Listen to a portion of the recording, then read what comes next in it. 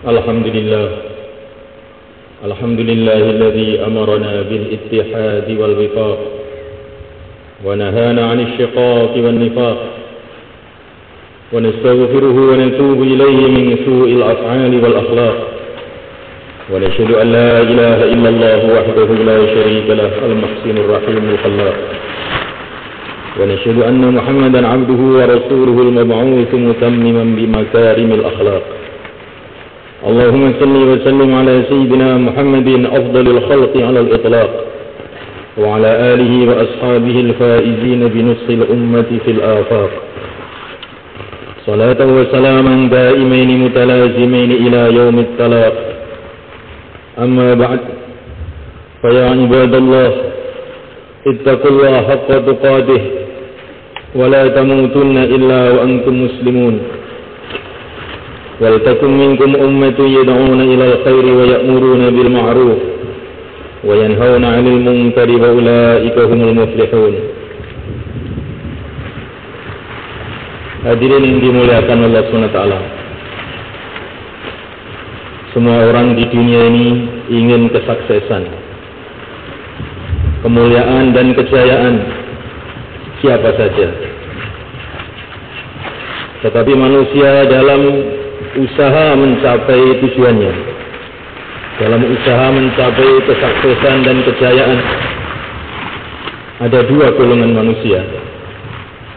Yang pertama adalah golongan manusia yang ingin kesuksesan dan kejayaan, kemuliaan dengan caranya sendiri, menurut pengalamannya sendiri, penelitiannya sendiri, pemikirannya sendiri. Manusia yang demikian ini satu saat dia akan kecewa, karena manusia ini diciptakan oleh Allah Subhanahu wa Ta'ala serba terbatas. Memang manusia punya pengetahuan, tapi pengetahuannya terbatas. Manusia punya otaknya terbatas, punya penglihatannya terbatas, punya pendengaran, tapi pendengarannya juga terbatas. Dia tidak ada pengetahuan mengenai masa-masa yang akan datang. Dia tidak punya pengetahuan mengenai apa yang di atas langit. Dia tidak punya pengetahuan mengenai perkara-perkara yang gaib.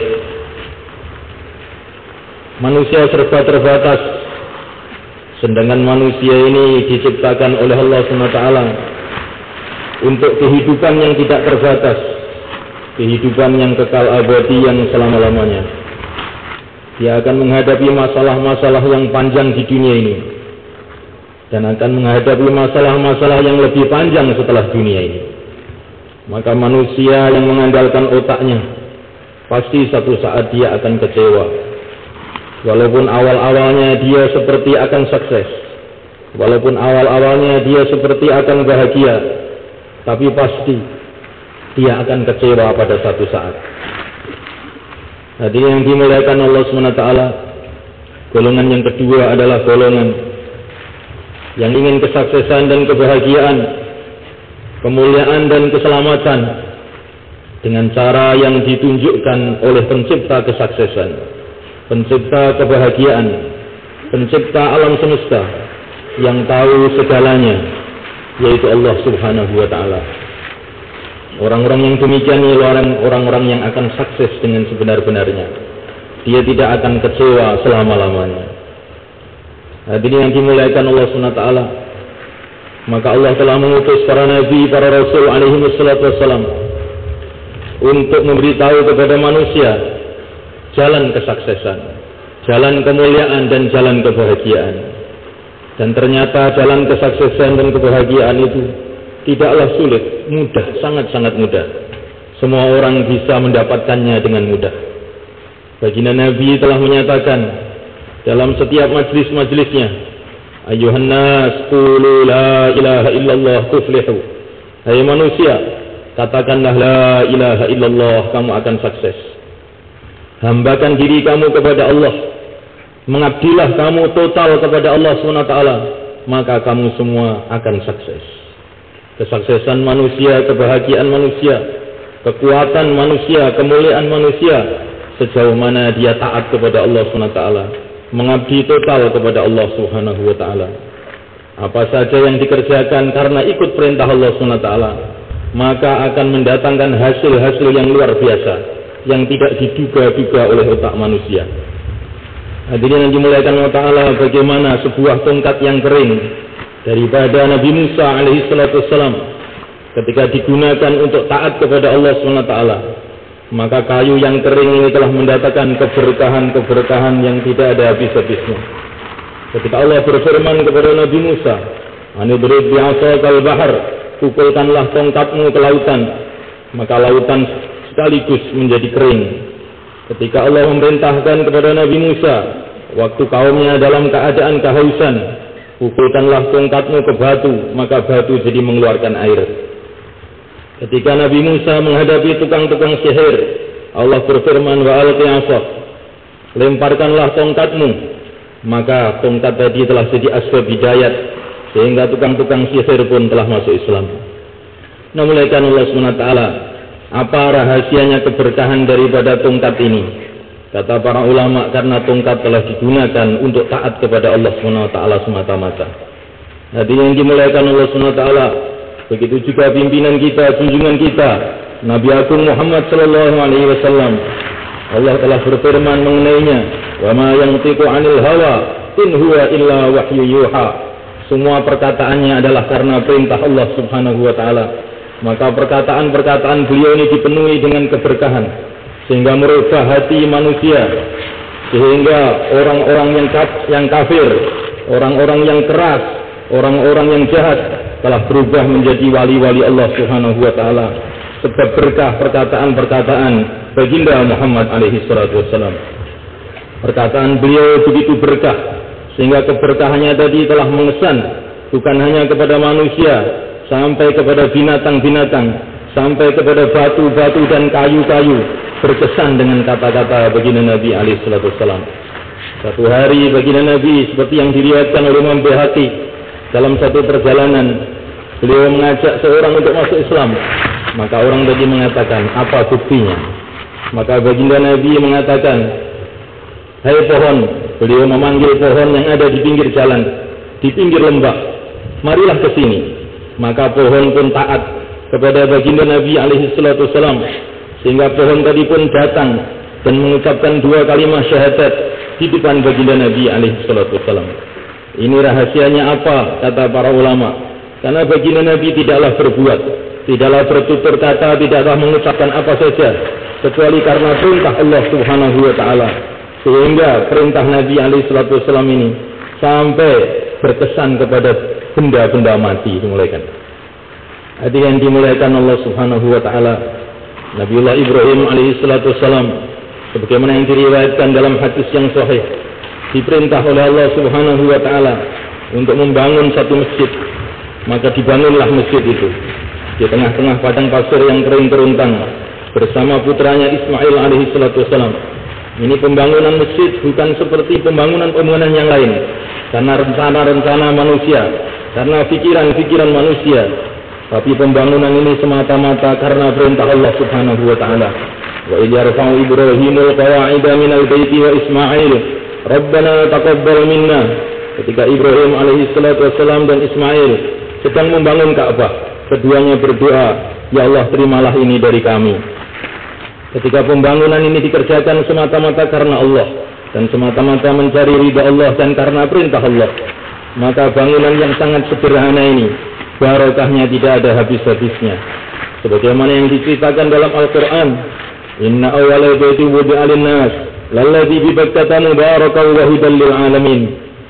Tempat ini diberkati oleh Allah Subhanahu wa taala, sehingga didatangi manusia yang baik-baik dari seluruh dunia, dan bangunan yang sederhana yaitu Ka'bah telah jadikan asbab hidayat untuk seluruh alam.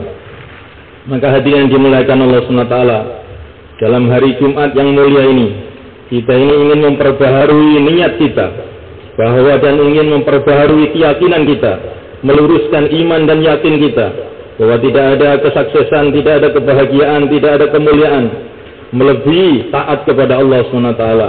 Semua masalah-masalah yang timbul di dunia dan yang akan timbul di akhirat, semuanya karena kurangnya kita ini taat kepada Allah Subhanahu wa taala. Bahkan kita menaati hawa nafsu dan pikiran kita sendiri, sehingga timbul masalah-masalah yang tidak ada habis-habisnya. Kakek kita Adam alaihissalam sudah punya pengalaman ketika beliau akan menyelesaikan masalah dengan caranya sendiri, tidak ikut perintah Allah subhanahu wa ta'ala. Ketika ditakut-takuti oleh iblis bahwa dia akan segera mati kalau dia tidak makan buah yang dilarang oleh Allah subhanahu wa ta'ala, akhirnya Adam makan buah yang dilarang itu.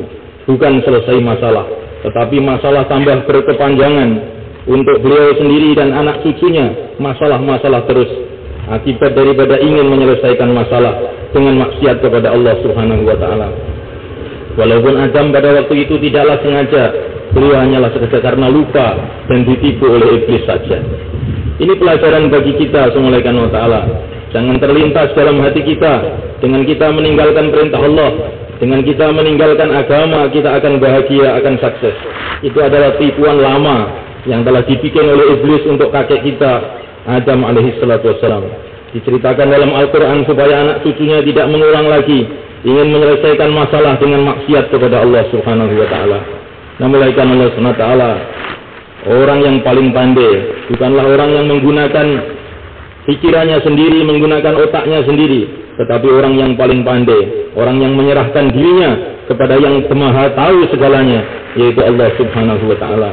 Orang yang paling kuat bukanlah orang yang hartanya banyak, orang yang tentaranya banyak, orang yang teknologinya tinggi. Orang yang paling kuat memulaikan adalah orang yang berhubungan baik dengan yang Maha kuat, dengan Allah subhanahu wa ta'ala, sehingga dia dibela oleh Allah subhanahu wa ta'ala di dalam segala keadaannya di dunia dan di akhirat. Inilah ajaran yang dibawa oleh para nabi, para rasul alaihissalam, mencari kesuksesan dengan berhubungan dengan Allah subhanahu wa ta'ala, dengan taat kepada Allah subhanahu wa ta'ala, dengan mengabdi kepada Allah subhanahu wa ta'ala, dengan ta'alluq kepada Allah subhanahu wa ta'ala. Seperti Ibrahim alaihissalam, tambah banyak masalah, tambah tawajuh kepada Allah subhanahu wa ta'ala, sehingga pada puncaknya segala masalah dilemparkan di dalam api. Beliau mengucapkan hasbunallah, cukup Allah saja. Akhirnya walaupun seluruh dunia ingin menghancurkan Ibrahim alaihissalam, tapi Ibrahim alaihissalam tetap yang dimuliakan di dunia dan yang dimuliakan di akhirat. Ja'alana Allah wa iyyakum minal faizin al-aminin wa adkhalana wa iyyakum fi zumratil muttaqin al-mu'minin al-muqinin. A'udzu billahi minasy syaithanir rajim. Bismillahirrahmanirrahim. Wal 'asr innal insana lafi khusr illa alladhina amanu wa 'amilus shalihat wa tawassaw bil haqqi wa tawassaw bis sabr.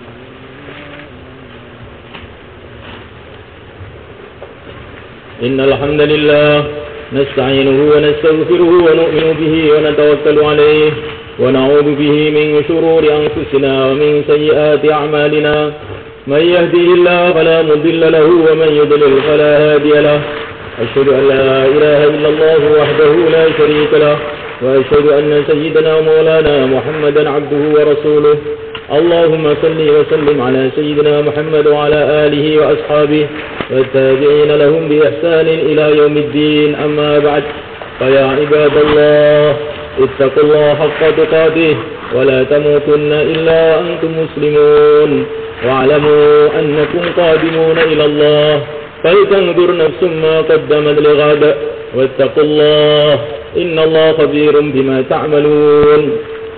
Hadirin yang dimuliakan Allah SWT, sesungguhnya Allah SWT telah menciptakan manusia untuk kehidupan yang kekal abadi di akhirat. Tiap hari, hari ganti hari, bulan ganti bulan tanpa terasa. Ternyata negeri akhirat yang telah dijanjikan oleh Allah SWT itu sudah dekat kepada kita.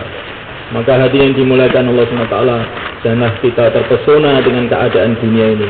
Wa mal hayatud dunya illa mata'ul ghurur.